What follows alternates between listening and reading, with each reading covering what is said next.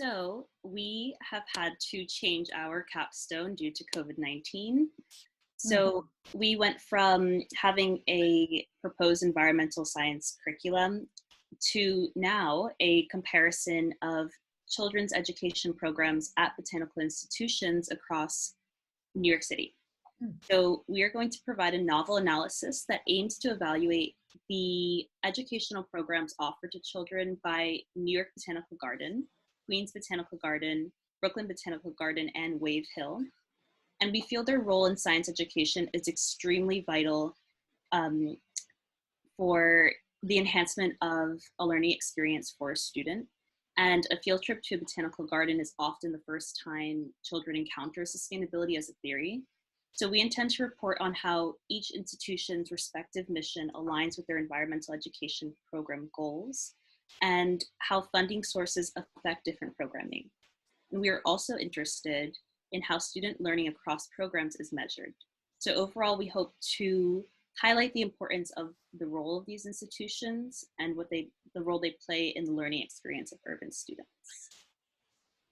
So our research is best fit for 3 sustainability development goals, and they are good health and well-being, quality education, and life on land. Research has shown that nature has both a physiological and psychological benefits for humans, and for children, this means spending time in nature equates to better cognitive functioning and long-term effects. How children are introduced to environmental science topics have a direct relationship to their interactions with nature as adults and whether or not they pursue it. Development goal 4, all of the institutions we have interviewed are providing equitable quality out-of-school education for their immediate communities and to communities that commute to them. And goal 15, life on land. Botanic institutions provide a space for visitors to learn about conservation, preservation, and sustainability. This improves the connections urban populations have with the land, and that leads to the eventual protection of life on land. Thanks, Navita. And so our methods for approaching this novel analysis include interviews conducted with program managers of environmental programs at each botanical institution. And through our interviews so far, we've been able to learn more about the ins and outs of each program through managers' responses to our 17 questions that specifically ask about their associated curricula, funding sources, and success measurements. And we've compared the answers across botanical institutions and created themes based on commonalities as well as highlighted differences. And this organized data will help inform our deliverables. Now, as I note our results, it is very important to keep in mind that we have a sample size of 4 due to the fact that New York City has very limited botanic education institutions, so their children's education department is also very small. We had both yes and no questions as well as open-ended questions that were posed to the interviewees. Our results show that there is no direct relationship or collaboration happening between children's education departments at botanical institutions within New York City. 100% of managers reported that curricula present for their programs. So that means if they have a program, there is a curricula associated with the program. The goal overwhelmingly for these programs was for the students to leave the institutions having a feeling of ownership for the garden and the space they were in, and to leave with environmental concepts that they can apply to their daily lives. 100% of managers also reported their favorite program to be the multi-visit programs. They said the bond and the relationship between the student and educators that developed throughout the visits was very valuable in their sustainability botanical education and their institutional missions. When asked what they would do with unlimited resources, 50% of managers said they would hire more full-time education staff, and they would like to see reduced admissions to accommodate more visitors to the garden to have more botanical education. Now, these were positive numbers. Here are some negative ones. 25% of interviewees said their program has a consistent and reliable system with which they conduct the measurement of success of their program. So that was one person out of the 4 different institutions that actually measure the success of their programs. And the other 75% reported that they would like to have consistent system with their institution to measure the success that their program has, with pre and post assessments for participants, whether it is a family program, a teen program, or school program. So the deliverables that we hope to come out of this research are a capstone research paper of our multiple program comparisons and analyses. And we hope to foster further collaboration between universities and botanical gardens, between botanical education institutions themselves, as well as invite universities to do further research that supports education at botanical gardens. And we also have learned from our interviews with managers that there is a need for learning outcome measurements for educational programs. Therefore, our second deliverable is a proposed set of guidelines to measure program efficacy. Included in the guidelines will be different success measurements, environmental education accessibility to New York City students, and student concept recall and implementation. So we've had the opportunity to interview very knowledgeable program managers, and each interview has taught us so much about the field of environmental education. And going forward, we have more interviews scheduled to learn more about the educational programs at these institutions, and we hope to add to the themes that we've been seeing to allow for more evaluation of differences and similarities across the institutions. And we're very excited to learn more about the programs that will train future stewards of their. Maybe if you had anything you want to add, you can add it. I'm just really excited to help New York City kids learn about the environment they're growing up in, because it's just so fascinating. And New York City has done a lot to provide equitable environmental education to its over 1 million school kids, but I don't think it's enough. So we're still hoping our equitable measurement of success will be utilized. And that is the end of our poster presentation. Great, thanks team. Navita, what is your bird's name? There are 3 of them. It's Tony, okay. Finny, and Bonnie. Bonnie is the opinionated one. Wonderful. I see a lot of nature in your backdrop. Jen, do you have any questions or comments to get us started? Yeah, this is very interesting. It's completely outside of my world of expertise. So it's a little challenging for me to think of comments that are relevant. But it does make me think of 2 things in particular, like the outreach and educational curriculum of Botanic Gardens to me has always also been the sort of peripheral enjoyment of nature. And I know that's not your focus, but it is a kind of component of what these institutions are there to do, right? So, and also having a child myself who's hesitant to go do anything educational, I'm just kind of putting it out there, like the range of what's educational might be fairly broad in terms of love of nature. And I know that sounds like a stupid comment, but I'm just thinking about that as another piece of a metric. That's actually really great, because kids who actually go to botanical institutions and do self-led nature play tend to have longer, more of a connection with the nature, and they end up pursuing this field. So it's totally relevant. And sorry to cut you off. No, go ahead. Go ahead. So when we were doing our interviews, that was an issue that they had, because we would ask them how they measure, their learning goals, and if the students have successfully taken the information that they've given them.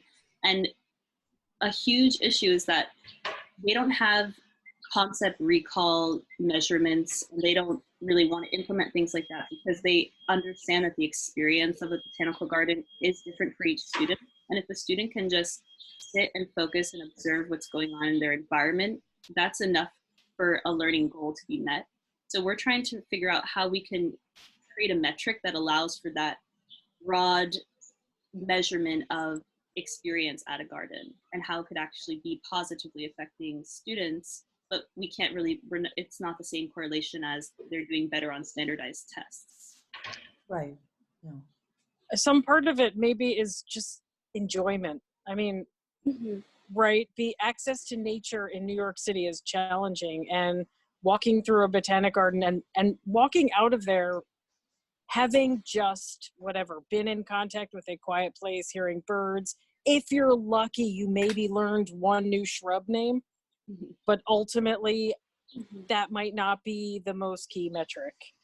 Yeah, so across the board, all of the institutions have said they want the kids to leave with a concept of environmental science and not any content.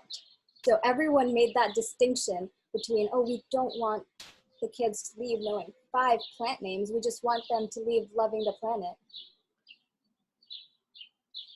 I wonder how you could go further with that, because that maybe is the way to get more of this funding, you know, which is so key. More access and more funding for the soft educational components maybe is part of the goal. Yeah, and I guess what I would add in, it would be important to understand a little bit more about the, you know, the time exposure of students, you know, the size of the groups. Do they have hands-on activities? You know, to get a little bit more tangible understanding of what the experiential dimensions are. During these programs? Yeah. So we're really hoping that the Botanic Gardens would open up next semester, and going forward, I would love to go shadow in every one that I haven't seen yet. Yeah. So we can actually accurately report back. Oh, hi. I'm just a family member, but I have a really great idea for you guys to We'd love to hear it. for your project. The best way for your to do something is to go back in history. So who grew up in the New York area, went there, or who, or whatever, and what lasting impression is that for now, as an adult, in their career, parent. And then the offering can be they get a free trip or a pass for their family for a day. Yeah. So this also have another metric, like a third step to it. Like a longer term. That's great. Yeah, exactly. And then it can directly show you how they pass the torch, like what they try to find the same places. You can have a few different surveys along the way that kind of help them discuss how this played into whether they picked a career in environmental, horticultural, what have you. Or did it just implore them to be more relaxed, as somebody else said before? And so I think that's a cool way, because I know with my own children, somebody mentioned that before. With my own children, I brought them to the Bronx Botanical Garden. We're actually library members there. So we've really enjoyed it, and I enjoyed it as a kid too. So I think that that's, again, another way to sort of catalog all the metrics. Yeah, like if a parent went, is there a higher chance for the parent to bring their child?